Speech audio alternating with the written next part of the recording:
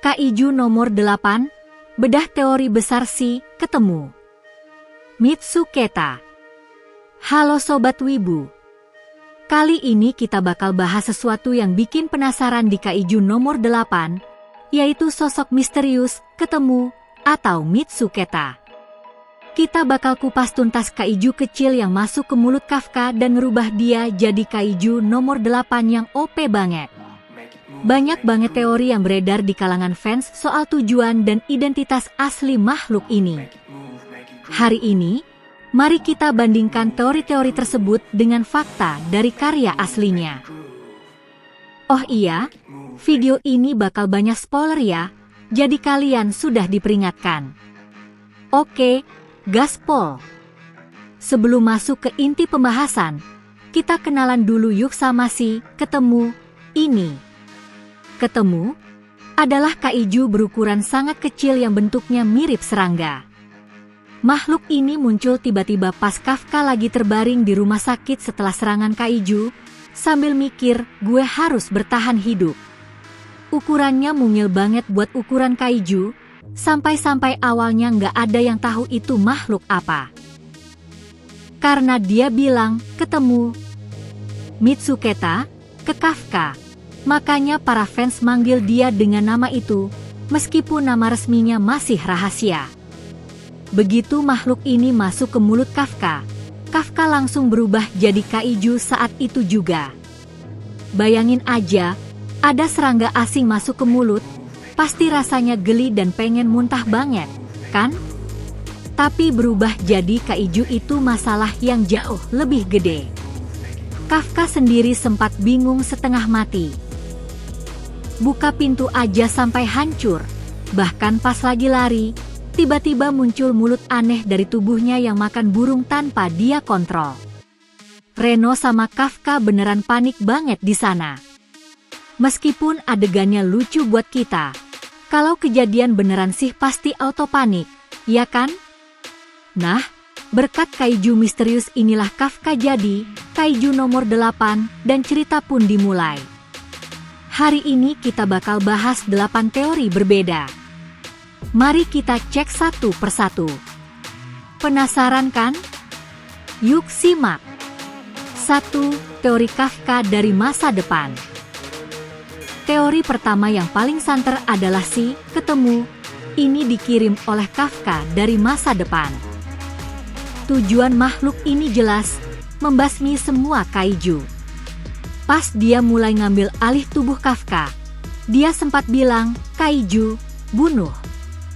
Di situ kita bisa ngerasain tekadnya, kan?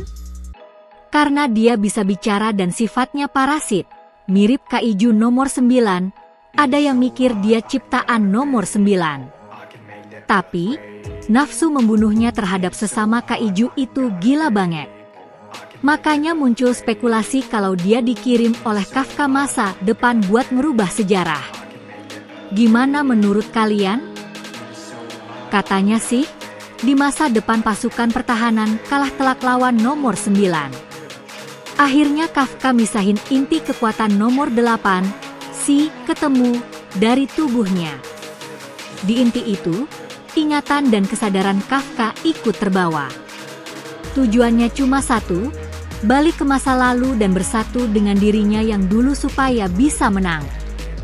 Apakah ini artinya kita lagi di dalam sebuah time loop, lingkaran waktu? Pas Kafka lawan Komandan Shinomiya, dia sempat hampir kehilangan kemanusiaannya tapi milih buat menusuk jantungnya sendiri demi nggak ngebunuh ayahnya Kikoru. Di situ dia bilang, kalau jiwa dan raga gue jadi kaiju, gue mau mati sebagai manusia.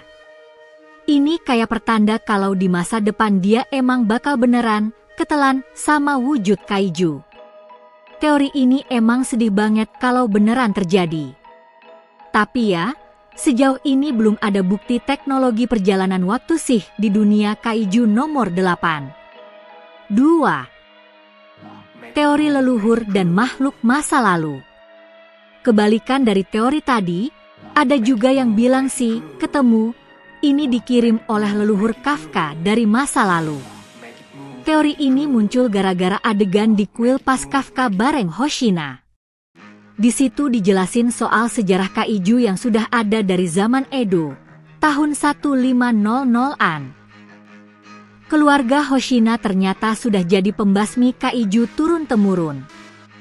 Pas Kafka mau pulang dari kuil, dia ngelihat bayangan misterius, sosok prajurit samurai pakai baju zirah dan topeng iblis.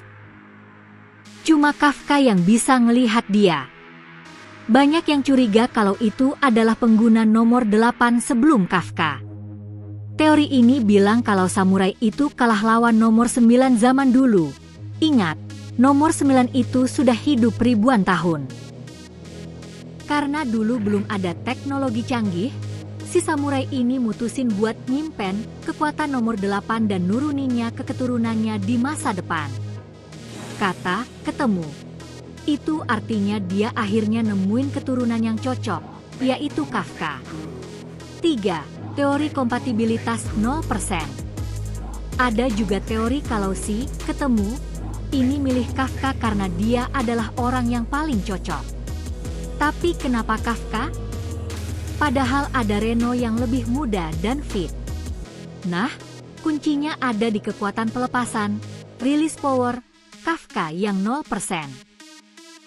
Biasanya, orang normal punya persentase tertentu pas pakai baju tempur kaiju. Tapi Kafka benar-benar 0.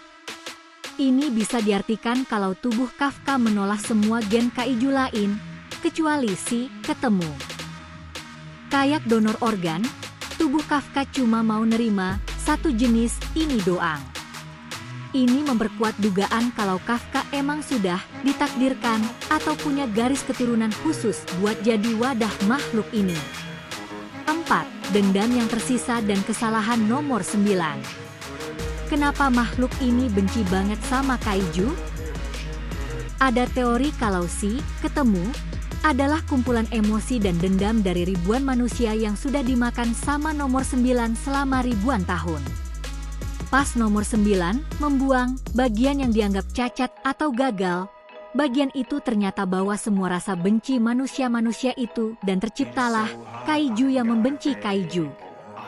Nomor 9 mungkin gak nyangka kalau produk gagalnya ini bakal balik buat nyerang dia. 5. Teori kaiju buatan. Terakhir, ada kemungkinan kalau si ketemu adalah kaiju buatan manusia atau negara lain.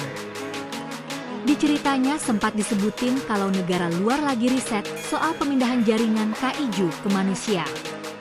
Mungkin aja ada pihak yang sengaja nyiptain senjata ini dan ngirimnya ke Kafka buat jadi kartu as lawan serangan kaiju yang makin parah. Gimana? Keren-keren banget kan teorinya? Pasti bakal pecah banget pas identitas aslinya terungkap nanti. Kalau kalian punya teori sendiri, langsung tulis di kolom komentar ya.